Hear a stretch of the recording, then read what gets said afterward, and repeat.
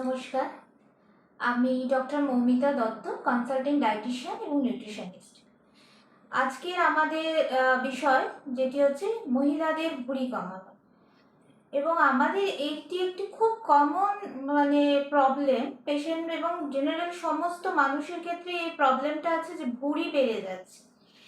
ভুঁড়ি মানে হচ্ছে ভিসারাল ফ্যাট, যেটা থাকে আমাদের অ্যাবডোমেনে।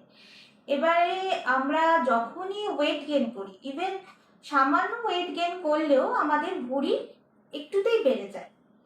এবং এই ভুঁড়ি যখনই অ্যাবডোমিনাল ফ্যাট বেড়ে যায়, সেক্ষেত্রে যে প্রবলেমগুলো আমাদের আসতে পারে, যেমন হচ্ছে যে আমাদের প্রথমেই ডায়াবেটিস মেলাইটাস, বা তার সাথে বা যেটাকে আমরা বলে থাকি যে আমাদের সুগার কন্ট্রোলে থাকে না, তারপরে কোলেস্টেরল লেভেল বাড়তে থাকে এবং আমাদের ফ্যাটি লিভার হওয়ার সম্ভাবনাও বাড়তে থাকে।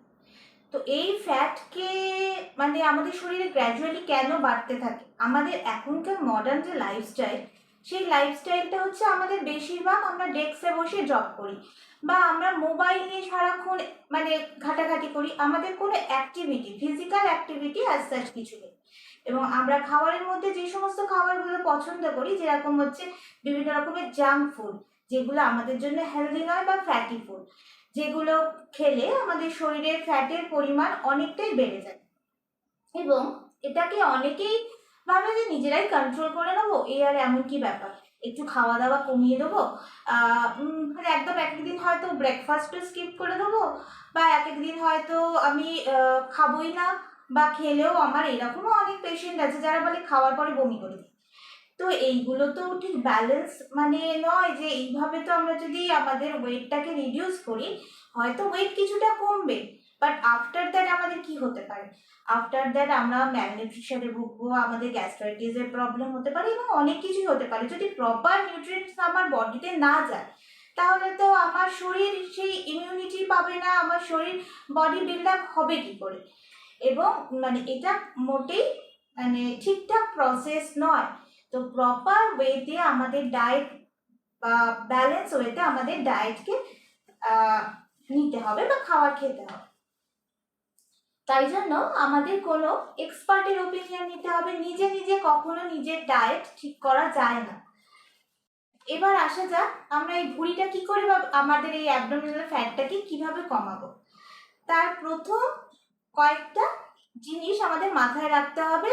সেটা হচ্ছে, প্রথমে হচ্ছে ব্যালেন্স ডায়েট, প্রপার এক্সারসাইজ এবং প্রপার ওয়েতে আমাদের নিজস্ব লাইফস্টাইল চেঞ্জ করতে হবে, সেগুলো আমাদের মাথায় রাখতে হবে। ব্যালেন্স ডায়েট মানে আমরা কি বুঝি? ব্যালেন্স ডায়েটের মধ্যে প্রোটিন, ফ্যাট, কার্বোহাইড্রেট এবং ভিটামিন, মিনারেলস পর্যাপ্ত পরিমাণে থাকবে, যেটা খেয়ে আমরা সুস্থ থাকব।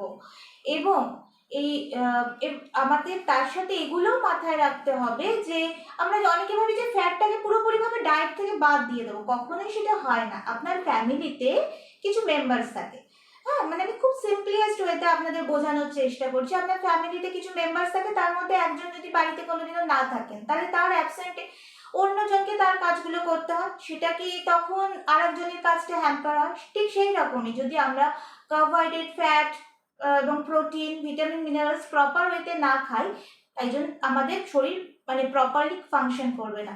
এবং তার জন্য ফ্যাটকেও খাওয়া দরকার, কিন্তু পর্যাপ্ত পরিমাণে, লিমিটেড অ্যামাউন্টে। সেটা একজন এক্সপার্ট আপনাকে অ্যাডভাইস করতে পারে, এবং সেইটা হচ্ছে আপনার হাইট, ওয়েট, আপনার এজ, আপনার জেন্ডার, আপনার অ্যাক্টিভিটি অনুযায়ী ডিপেন্ড করে। আর যেসব ফ্যাট জাতীয় খাবার খাবেন, তার মধ্যে মুফা এবং পুফা রেশিও যাতে ঠিক থাকে, সেইভাবে আপনাকে ফ্যাটটাকে চুজ করতে হবে। এবং এবার আসছি প্রোটিনের কথা। প্রোটিনের মধ্যে আপনার অ্যানিমাল প্রোটিন এবং ভেজিটেবল প্রোটিন থাকবে। চেষ্টা করবেন একটু ভেজ প্রোটিনটা বেশি খাওয়া, এবং ভেজ প্রোটিনের মধ্যে কম্বিনেশনটা থাকবে যেরকম খিচুড়ি। খিচুড়ি কিন্তু খুব ভালো একটা নিউট্রিশিয়াস এবং হাই প্রোটিন ডায়েট। আমাদের কার্বোহাইড্রেটের মধ্যে ইনসলিবল ফর্মে যদি আমরা কার্বোহাইড্রেট নিই, সেই কার্বোহাইড্রেট আমাদের জন্য খুবই ভালো। আর আসছি ফ্রুটসের কথা। ফ্রুটস অনেকেই ভাবে যে শুধু ফ্রুটস খেয়ে থাকলেও আমার ওয়েট ঠিক থাকবে, কিন্তু তা নয়। ফ্রুটসেও মনোস্যাকারাইড থাকে, যার থেকেও আমরা অনেকটা ক্যালোরি পেয়ে থাকি।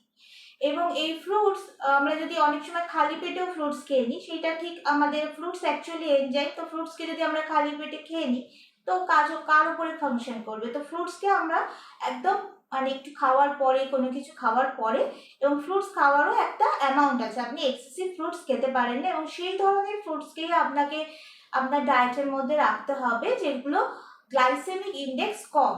আচ্ছা, এর পরের আরো কিছু গুরুত্বপূর্ণ কথা আপনাদের সাথে আমি শেয়ার করছি, যেরকম হচ্ছে যে ডায়েটে গ্রিন টি আমাদের রাখতে হবে।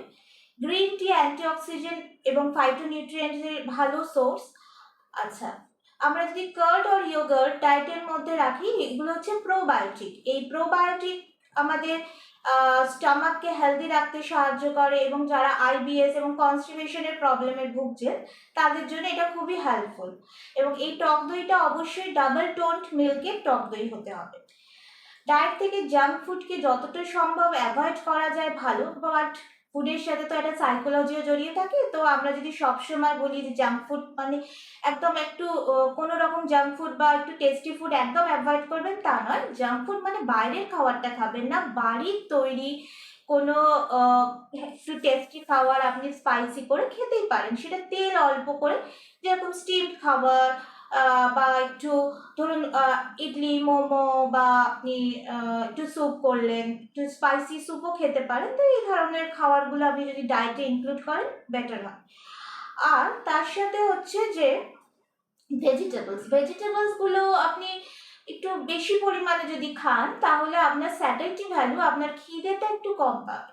এবং এই ভেজিটেবলস আমরা সব রকম সবজি খেতে পারি। সবজিকে আমরা বিভিন্ন রকম ভাবেও খেতে পারি, একটু টেস্টি করে, যেরকম ধরুন একটু ইডলি প্রিপেয়ার করলেন বাড়িতে, তার মধ্যে একটু ভেজিটেবলস দিয়ে দিলেন, একটু চিলা তৈরি করলেন বেসন দিয়ে বা ওটস দিয়ে, সেই চিলার মধ্যেও আপনি একটু ভেজিটেবলস দিয়ে দিলেন, তাই সেটা টেস্টিও হলো এবং আপনার জন্য সেটা নিউট্রিশন।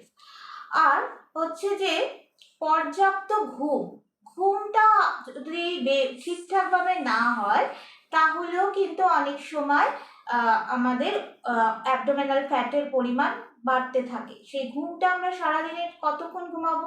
24 আওয়ার্সের মধ্যে 6 to 8 আওয়ার্স আমাকে ঘুমোতে হবে। সেই ঘুমটা আপনার যে কোনো টাইমেই হতে পারে। এখনকার যে লাইফস্টাইল, এখনকার যে শিডিউল, আমাদের অনেকেরই নাইট ডিউটি থাকে, তো সেই অনুযায়ী আমাদের ঘুমটা মাথায় রাখতে হবে 6 to 8 আওয়ার্স আমি সারাদিনে ঘুমোবো। তো এইগুলো যদি মেনটেন করি, এবং তার সাথে হচ্ছে আপনাকে রেগুলার এক্সারসাইজ করতে হবে, একটু হাঁটা, এবং টামি ফ্যাটের জন্য যেটা করতে হবে সিট আপ করা। এগুলো করলে আপনার ভুঁড়ি অবশ্যই কমবে। শুধু ভুঁড়ি কেন, অ্যাবডোমিনাল ফ্যাট তো নিশ্চয়ই কমবে, এবং তার সাথে আপনি সুস্থ থাকবেন। এবারে আসছি সুস্থ থাকার চাবিকাঠি। সুস্থ থাকার চাবিকাঠি কিন্তু আমাদের হাতেই আছে, এবং তার জন্য সবাইকে একটু রেগুলার বেসিসে এক্সারসাইজ এবং মানে প্রপার ডায়েট করতে হবে, যেটা করলে আমরা সুস্থ থাকব। এবং প্রয়োজন যদি মনে করেন কোনো ডক্টর বা ডায়েটিশিয়ানের সাথে অবশ্যই কনসাল্ট করতে দ্বিধা করবেন না। এরপরে আরেকটি গুরুত্বপূর্ণ বিষয়, সেটা আমি এখানে শেয়ার করতে চাই, সেটা হচ্ছে যে আপনারা নিজে কখনো ডাক্তারিটা করতে যাবেন না, এবং কোনো লেম্যানের অ্যাডভাইস অনুযায়ী কোনো ওষুধ নেবেন না। প্লিজ প্রপার ওয়েতে এক্সপার্টের হাত থেকে, এক্সপার্টের অ্যাডভাইস অনুযায়ী তার, এবং এই নয় যে সবসময় আপনার ওটার প্রয়োজন আছে, এও হতে পারে যে আপনি নর্মাল ন্যাচারাল ওয়েতে আপনার ওয়েট রিডিউস করতে পারে। তো সেটাই চেষ্টা করে দেখুন না একবার, যদি হয় তো তার জন্য একটু এক্সপার্টের অ্যাডভাইস নিন। নমস্কার। চিকিৎসা এখন হাতের মুঠোয়। দেখতে থাকুন দ্য ডক্টরস সাজেশন। লাইক আর সাবস্ক্রাইব করতে ভুলবেন না।